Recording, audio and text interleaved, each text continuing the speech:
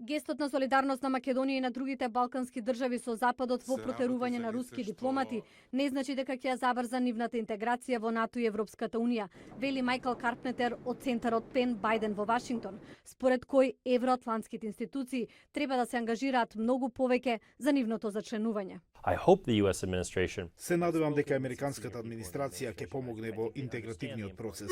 Зборував со официјални лица од администрацијата. Мислам дека ја сваќаат важноста, но сепак треба да се вклучат повеќе. Тој смета дека досегашните санкции на САД и на западните држави кон Русија се слаби и оти треба да се воведат строги економски мерки кон руските финансиски институции, за да се направи притисок врз Кремљ при носењето одлуки. Досегашните санкции не се соодветна мерка за одговор кон ваков настан. Проблемот со претерувањето на дипломатите е тоа што Русија ќе возврати со бркање на дипломатите на западните држави од Москва, така што крајниот ефект е практично нула. Карпнетер го нагласува примерот на Иран и Северна Кореја со цел да се постигне брз ефект, блокирачки санкции кон руските банки. Преку санкционирање на по некој олигарх ваму таму, всушност не влијае врз одлуките на Кремљ.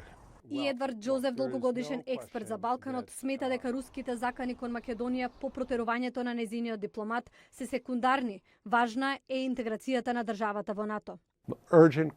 Клучното прашање е конечно, еднаш за секогаш да се реши проблемот меѓу Скопје и Атина, за да може Македонија да влезе во НАТО. Како одговор на нападот со нервен агент врз поранешен руски шпион и неговата ќерка во Британија, САД најавија нови санкции кон Русија.